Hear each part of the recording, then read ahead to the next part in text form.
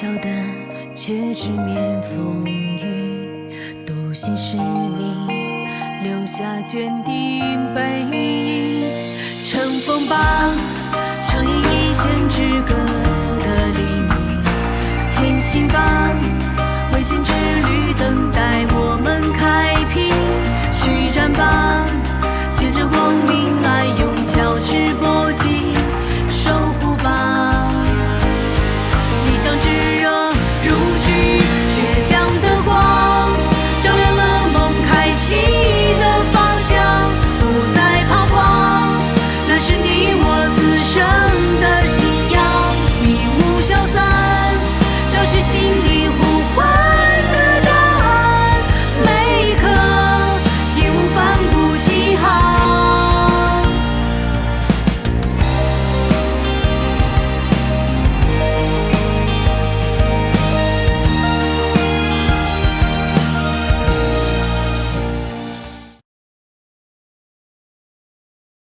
安姐回来了！哎呦，你可回来了！你身体好点多了？姐，哎，恢复的还不错吧？还行。你这怎么好像胖了？你走开，你哪活不开提哪活。我这是趁机偷懒呢。哎，你们这一个个黑眼圈的，都是被核对给压着熬大夜了吧？我们真的都是自愿加班的。你听听啊，我是不是领导有方？姐，你是不知道，你不在这几天，我们下班都没个正点。有人给你撑腰了是不是？哎，你们可不准这么说核对啊！我这次住院还得多亏了他及时把我送到医院呢，而且人家还去我家帮我取了东西，是吧？还去家里取东西。来，接着开会，接着开会啊！刚才说说哪儿来着？取东西？什么取东西？那个尹慧泉啊，尹慧泉跟那个非法网贷的那个法人啊，确实没有什么交集。这个韩轩已经经过了大数据的研判，而且他的7大姑8大姨这些社会关系都抽丝剥茧的查过了，包括尹慧泉的儿子尹天成，也没有什么特别的地方。这些洗钱、逃税、犯罪，都是这些犯罪嫌疑人可以销赃的手段。哎，这些和那些非法网贷资金账户有没有关系啊？不是说尹慧泉在境外还开了一个账户吗？这之间有什么联系吗？内地的账户我们都能查得到，但是海外的账户我们不好追踪啊。哎呀，还好吧，咱们检查系统里吧，他隐藏了一个高手，一个电脑高手。他这个人吧，平时比较低调，他深藏功与名。行了，知道是你啊。你别卖关子，快说。行，我就满足大家啊。现在呢，这个互联网是有记忆的。更何况是信息透明的大数据时代。我查到了一家设立在香港的公司和慧泉公司有经济往来，但是我们没有执法权啊，这事儿我们只能是跟上级汇报，让他们跟香港警方联系，争取他们协助调查。还有其他情况吗？我们调取分析了尹慧泉的出入境记录、机票信息，还有他的签证。并没有发现他出现过，甚至是转机入境过咱们重点关注的 A 国。不过我倒是查出来他有香港永居身份，其他的情况就和我们之前了解到的养病、探亲、商务活动都对得上，没什么问题。不过还有一点啊，如果他有其他护照的话，那一些信息我们就查不到了。对，你上次不是让我那个补充侦查李全在香港的亲属情况吗？我也查到了。这个李全确实跟香港有关系，他有一个孤寡老娘在香港，而且这个李全还是个过继的孩子。杀猪盘、电信网络诈骗这么多犯罪形式，更何况他们还掌握了那么多用户的个人信息，也不知道这些犯罪团伙到底在国内织了个多大的犯罪网。哎，对了，上次你说从清水河捞出来那个尸体不是张小北，是谁啊？是个智力有点问题的人。发现的那个手机卡呢，既不是张小北的身份证开的卡，也不是张晓光身份证开的卡，是一张虚拟的复制卡，而且里边大部分的数据都已经删除了，只留了一张张小北的照片，还有一些微信转账的记录。在一些特殊的日子转过521、1314这样的数字。我怀疑他是不是交了个女朋友啊？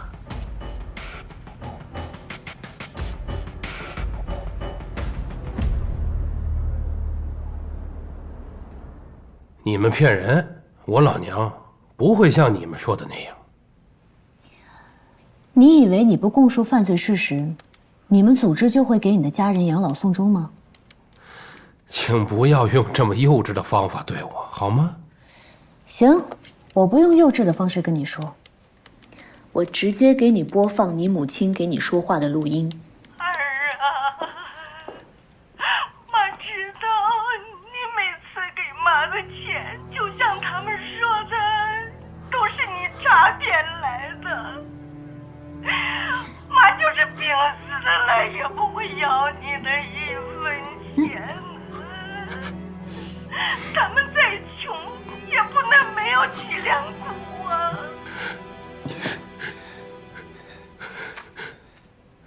今天有什么要对我说的吗？我想好了。想好了，那你就说。张婉如的死的确不是意外，保罗，我确实也认识。其实就算你们上次没有给我看那个视频的话，我也一直在纠结。如果他先说了，我就被动了。如果你想知道保罗的事，我可以告诉你，保罗已经被当地的警方以醉酒驾驶造成死亡处理，跟蓄意谋杀没有沾上任何关系。但是像保罗这样一个在刀口上填写讨生活的人，又因为其他的案件被抓了进去，而且被抓进去之后，他一紧张秃了嘴，把当年受雇于老 A 制造车祸的事情全都给招出来了。其实我也想通了，我在这个组织里边，最多就是一个高级打工仔，往大了说，也就算个包工头吧。现在这事儿可不是我以前想的那么简单的电信诈骗案，这牵扯到谋杀，还杀的是警察，那这个事我可兜不住。如果我扛了，那别人还在外边潇洒呢。你这说的别人是说老 A 吗？是。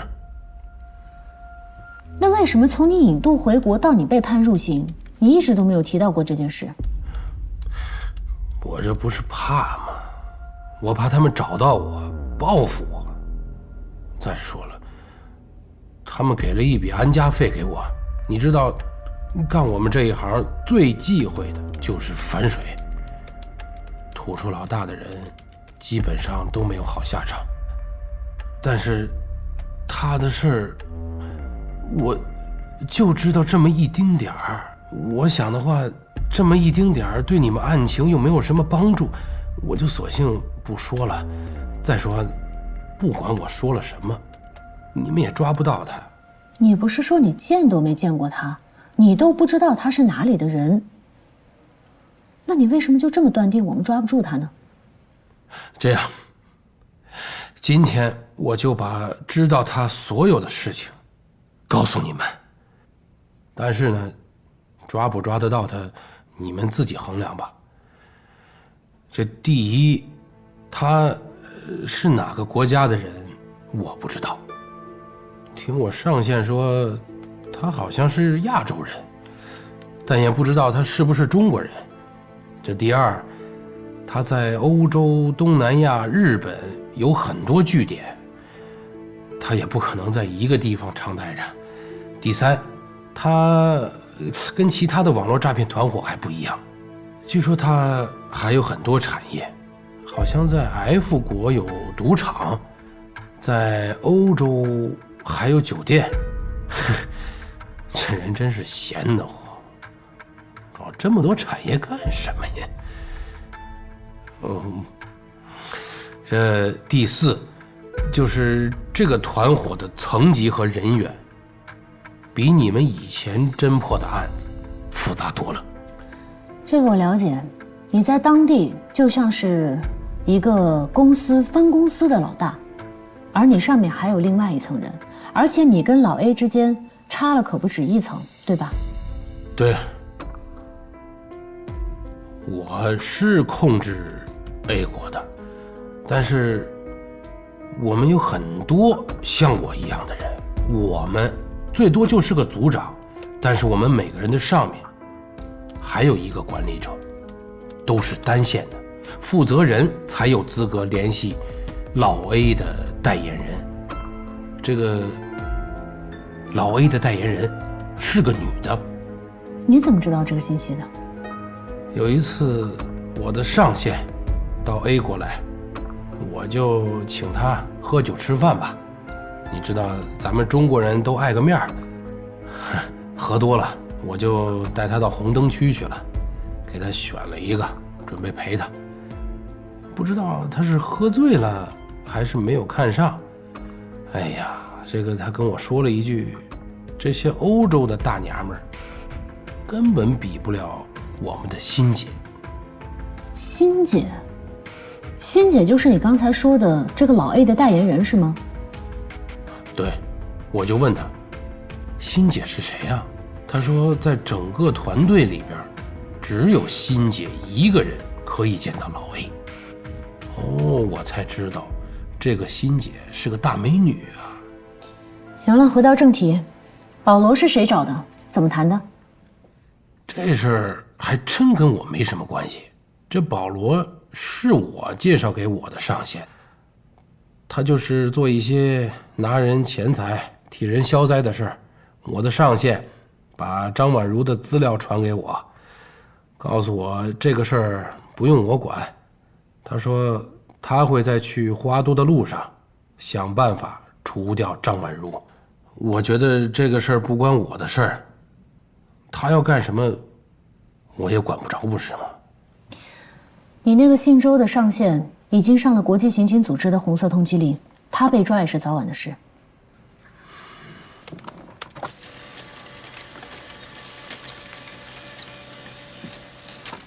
刚才你所做的供述，这是笔录，请你仔细核对，如无遗漏或者差错，请逐页签名按指印。到时候如果那个姓周的上线被抓到之后，你可能要出面跟他对质。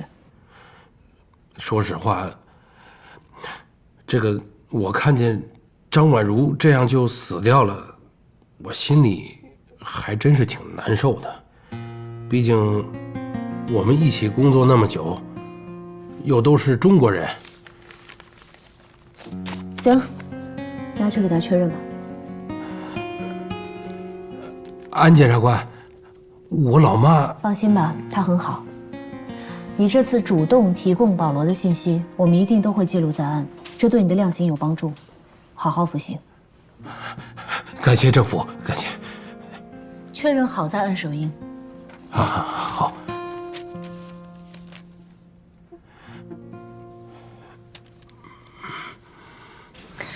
李全全部都吐了，基本跟我们之前的猜测也都完全符合。现在我们知道的呢，是在这个庞大的组织里，老 A， 他就是源头，而他下面会分为6到7个层级的犯罪组织，以老 A 为核心。这个下面的欣姐呢，就是老 A 的唯一代言人，跟每一个地区还有国家据点联络，并且发布消息，都是由这个欣姐来完成。可想而知，这个欣姐在这个组织当中的位置很高。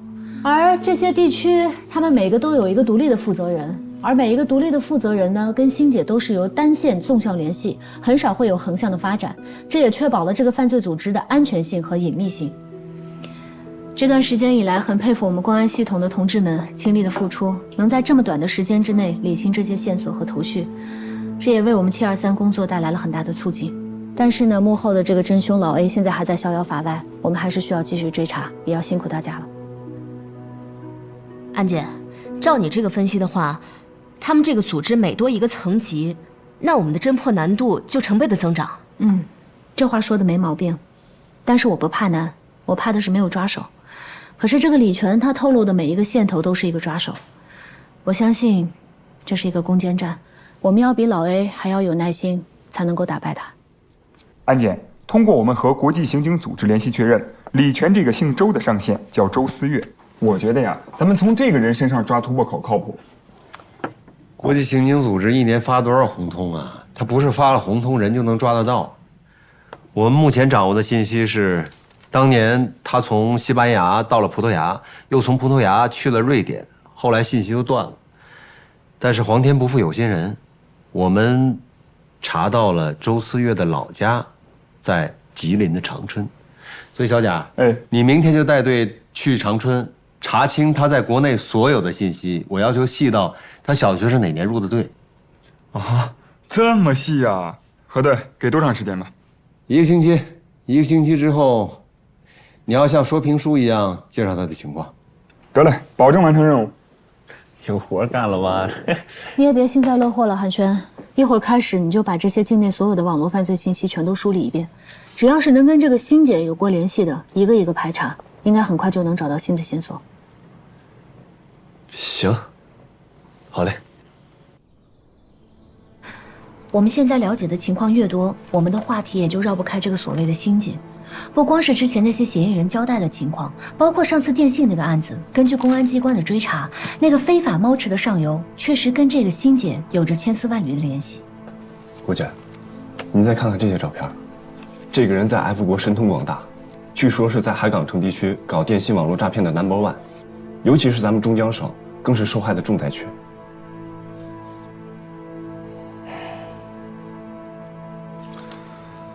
看来我们还真得好好会会这个欣姐了。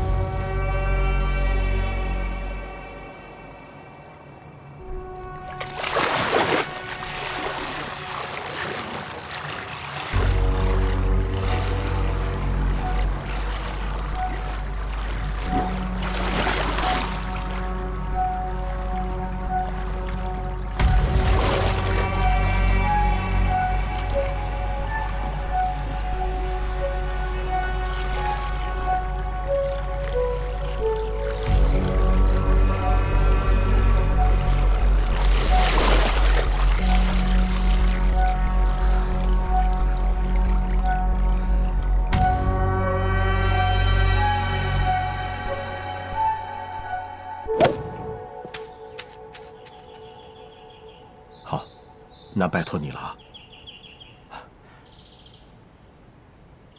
董事长，您放心，我已经跟李一堂联系了，让他立刻状告那些记者、媒体，他们深挖人肉你的个人隐私，已经涉嫌民事侵权和诽谤罪。至于那些捕风捉影、捏造、敲诈你的这些事，这种人是更可恨的。我已经让下面的人报了案，绝不能轻饶了他们。同时，我也跟监管部门联系了，进行了投诉，让他们立刻删除对你的不实报道。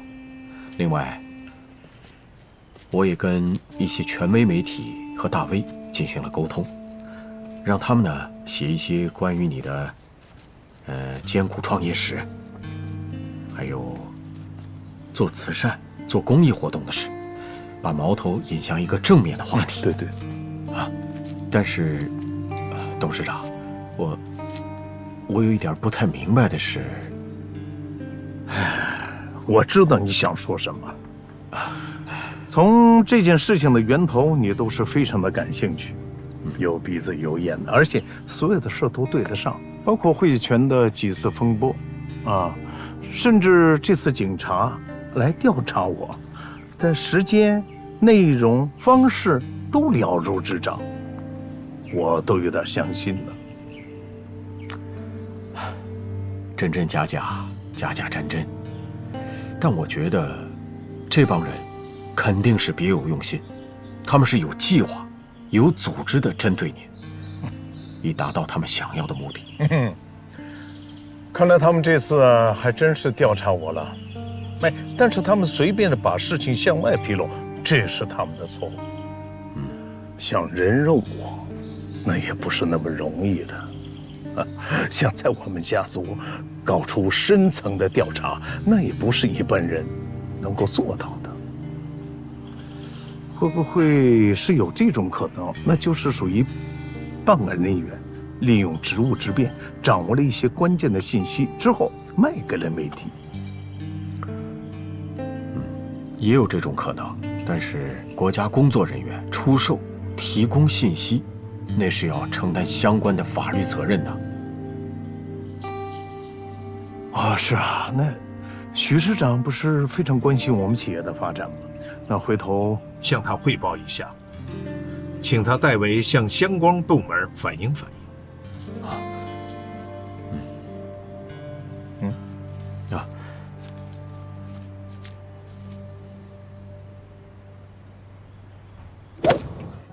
你们有没有发现郭检最近情绪不好啊？郭检现在啊正在受煎熬呢。什么情况啊？郭检跟白菊啊，被省检省厅叫去谈话，汇泉的事儿。哎，就因为我们对汇泉做了一些调查了解工作，我们就错了？嗨，姐，你也别说那么绝对嘛，万一领导只是了解情况了，对吧？目前现在最高检的工作重点是引导企业的合法合规经营，为民营经济保驾护航，这也是中央的要求，也是咱们检察机关啊主动履职的使命担当。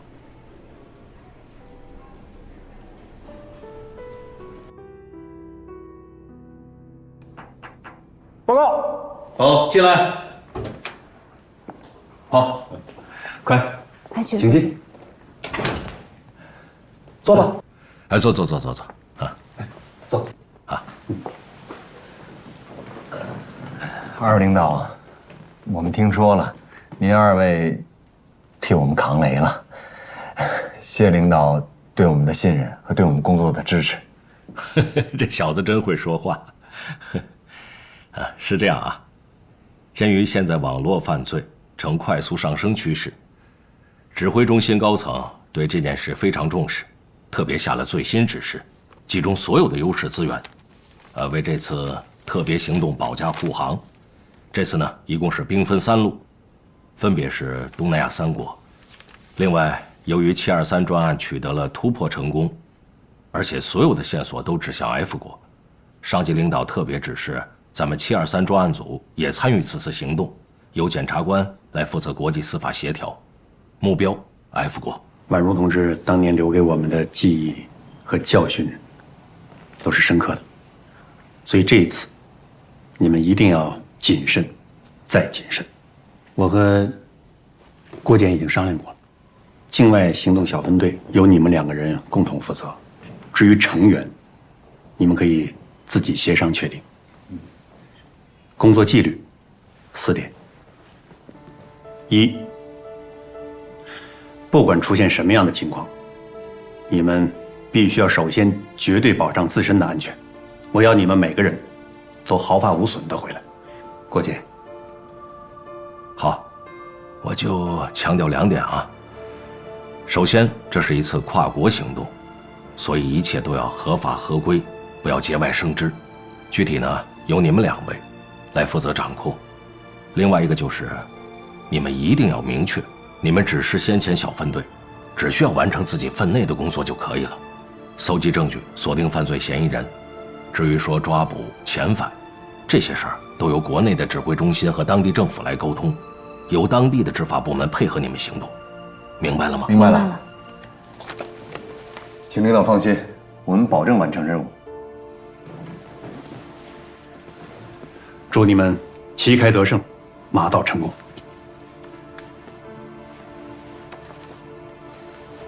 期待你们凯旋。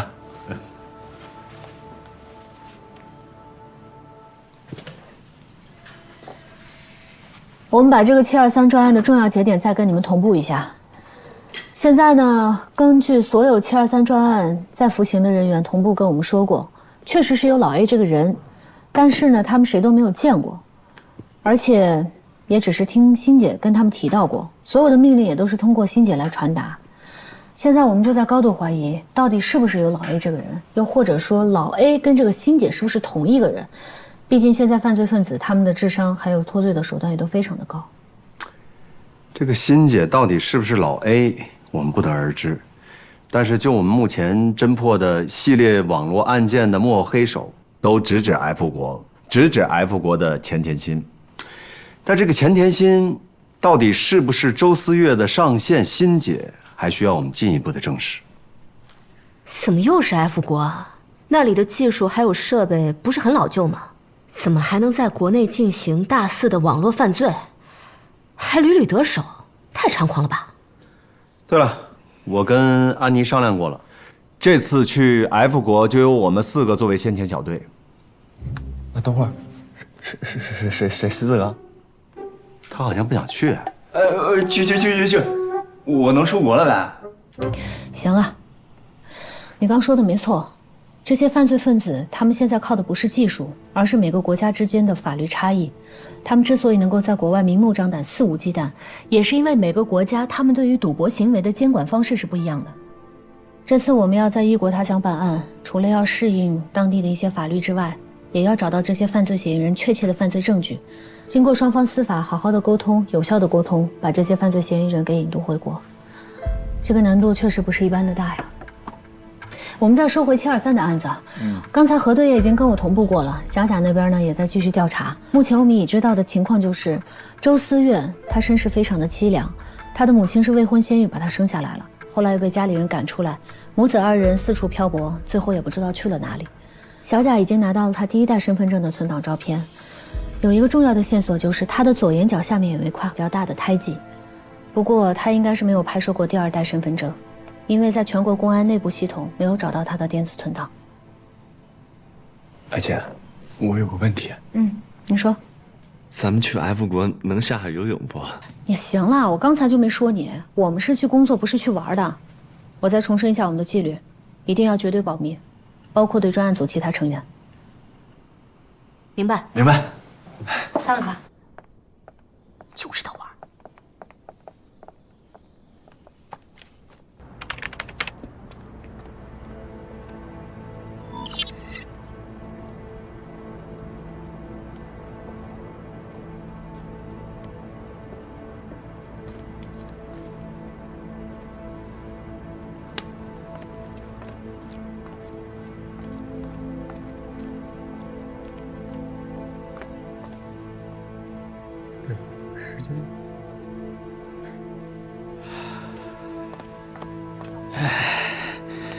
警官，我来自首。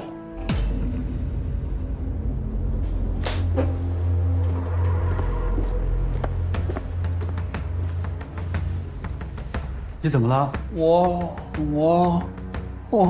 喝多了，没事儿，没事儿。哎，来都来了，把话说清楚嘛。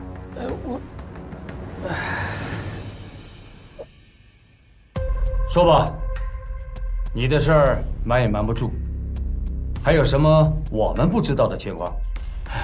警官，我到这里来是寻求保护的，我是干什么的，你也知道了。没错，我就是负责 F 国这条线路的，我帮他们输送人员，顺便也发展下线。哎，我上面还有真正的蛇头，本来一切都是好好的。结果他们黑吃黑，我把人送过去，他们不给我提成，我就去找他们老大要钱，结果把他们老大给惹急了，就是那个阿虎，他不但断了我所有 F 国的生意，还不让别的人跟我合作，还派人杀我全家。我刚开始以为他是开玩笑，没有当真，结果前几天我又去了一趟。刚刚到边境上就被他们的人给围了，还好有几个伙伴帮了我一把，我才死里逃生。我把我的家人妻儿老小都送回了老家。唉，可是我不能躲一辈子是吧？所以我就来向你们自首了。那你刚刚为什么还想走啊？警官，你要理解我呀。我是干偷渡的，我怕呀。理解你也行，你先具体交代一下，你是怎么输送人员、招揽客户的，又怎么分赃不均的？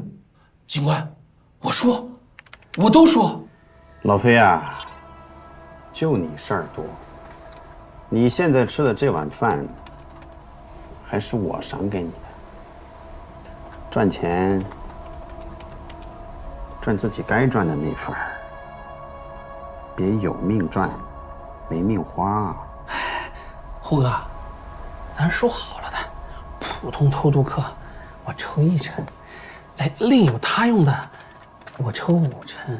你看，这个买他们的钱是别的公司出的，也不是您给的。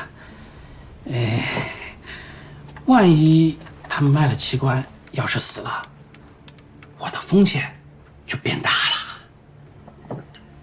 我的资源，我的渠道，我的船只，你他妈就在外面搞点简单的外围工作，骗骗人，顶多要晕一下，啊！现在你就想要这么多，未免胃口太大了吧？啊！不是胡哥，上次送来的你就已经扣了，这次无论如何你得给我点儿，要不我没法生活了呀。你怎么还那么多废话呢？啊！上次你找了一个有重病的，还他妈在船上闹事儿，我直接扔海里喂鱼了。你知道我赔了多少吗？啊！这笔账我还没找你算呢。不对呀，胡哥，您等等，这个不是，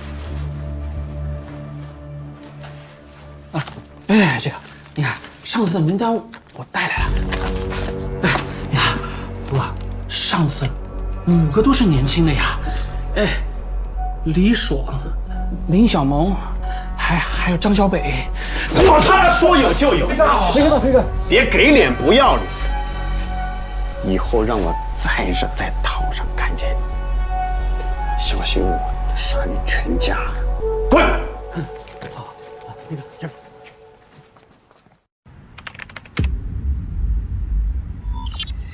这进去，都进去，快点，后边的跟上，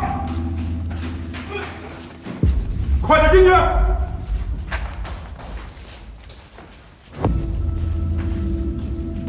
快点！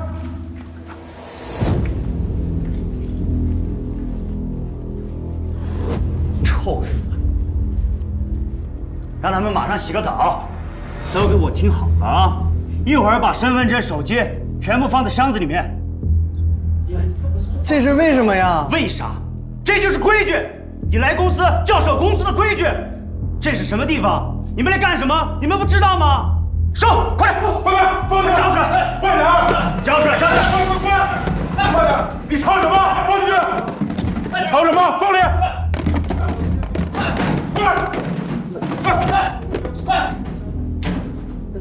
这回头能还给我的吧？都给我听好了啊！一会儿把自己给我们洗干净了，不要把什么虱子啊、跳蚤给老子带出去。大哥，我们几个兄弟都是第一次来海港城，人家当时招工的人说1个月能休息4天，还能出去玩。你看我们啥时候能出去玩啊？儿，你是来度假的吧？啊？都给老子听清楚了啊！我们公司不是什么慈善组织，啊，从来不养闲人。谁要是给老子偷懒，试试。想出去也可以。把公司的食宿费、交通费、培训费、管理费都给我挣齐了再说话。只要是少一个子儿，谁都别想出去。我们来的时候不是这么说的。闭嘴！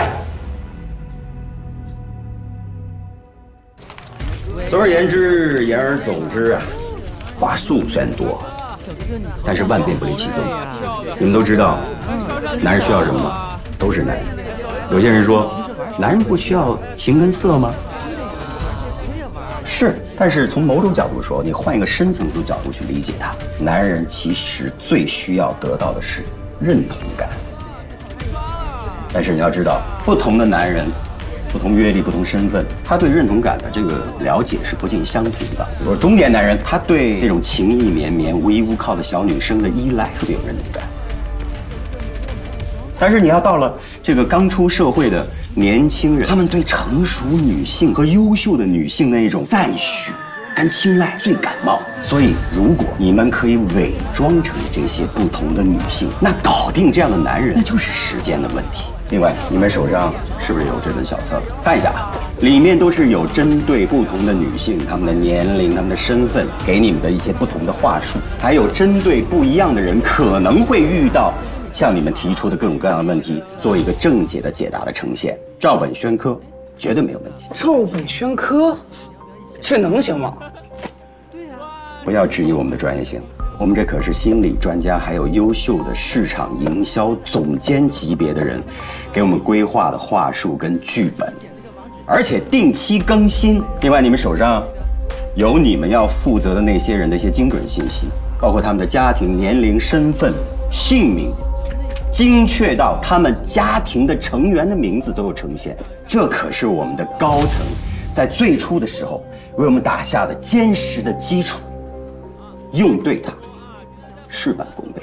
可是如果他们要开语音怎么办？你是从哪个年代过来的？知不知道现在是高科技时代？有一种软件叫做智能语音转换器，有了它，2秒钟就让你一个糙老爷们儿变成一个娇滴滴的、令人欲罢不能的天籁之音。按着啊，大哥，在吗？大哥，在吗？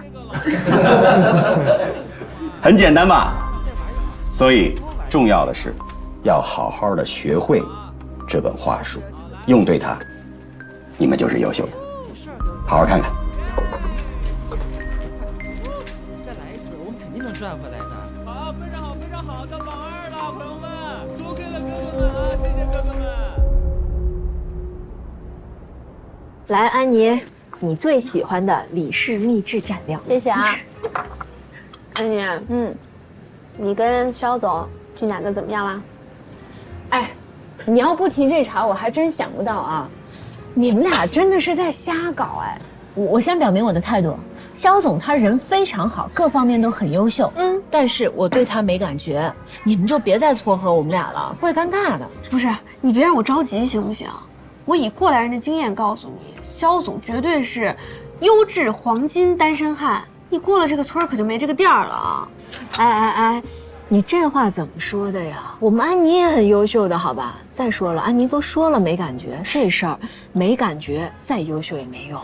果然还是怡棠最了解我。来，走一个。来，不是你们俩，咱们都是已经奔3的人了，还天天在这感觉不感觉的，我真的是服了。到时候剩下来你就开心了。这个年头讲究的是速度、效率。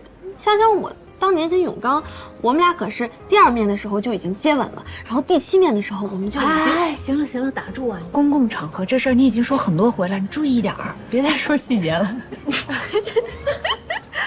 你干什么事不比我们速度快啊？对啊，所以叫旱的旱死，涝的涝死。和永刚和好了呗，家和万事兴啦。我这次本来真的打定主意，想着肯定不能轻易原谅他的，可是我心软嘛，再加上他在那自责的小样，也确实挺招人心疼的。再说了，他也算受害者，对吧？永刚他这人啊，心地也不坏，又善良又肯吃苦，就是有的时候喜欢急功近利，你就别给他压力了。我哪敢呀！我现在真的是一句话都不敢说。男人总是有事业心的，难免心重。好在有肖总在他身边，还能监督监督，提点提点。肖总真的是3观很正，您可得替我好好谢谢他。这话我可不爱听了。那绿波跟汇泉合并成汇波之后，论感谢，是不是得谢谢我们家周启凯呀？还争风吃醋，谢谢赵总，来提一杯吧。那就以后多多关照我们家永刚啊，然后我们下一次呢6个人出来吃饭，你带上赵总，你带上肖总，我带上我们家永刚，看好。那我就不敬了啊！你又说这种话，我错了。哎呀，好了。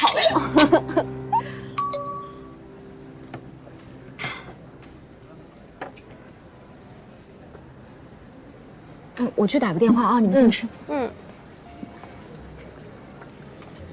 我还真挺想看看他们3个男人在私底下聚会是什么样子。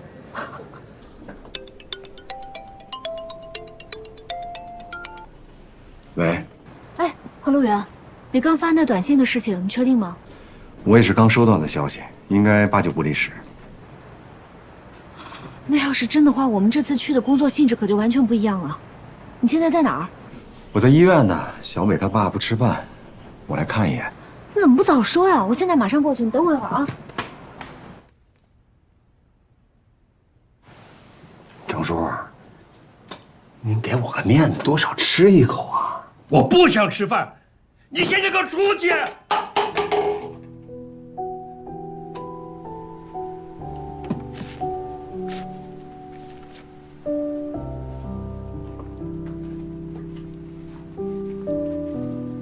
哎，怎么回事？你怎么来了？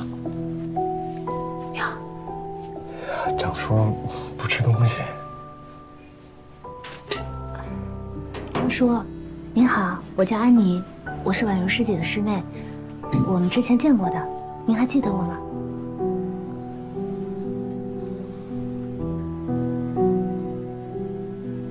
张叔啊，人是铁，饭是钢啊，这老不吃东西，身体扛不住。你吃点。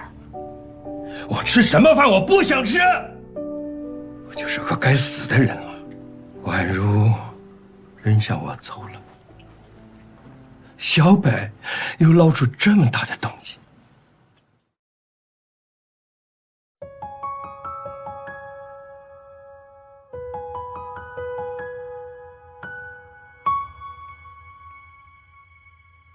微弱的烛火，闪烁的泪光，孤独的时候，悲伤不用紧张。如果失去方向，最怕去幻想，再远也不过是远方。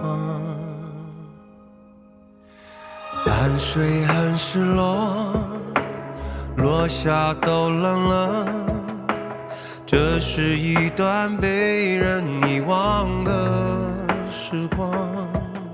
曾经握的双手，就算换了形状，只要剩下一个跳动热血的心脏。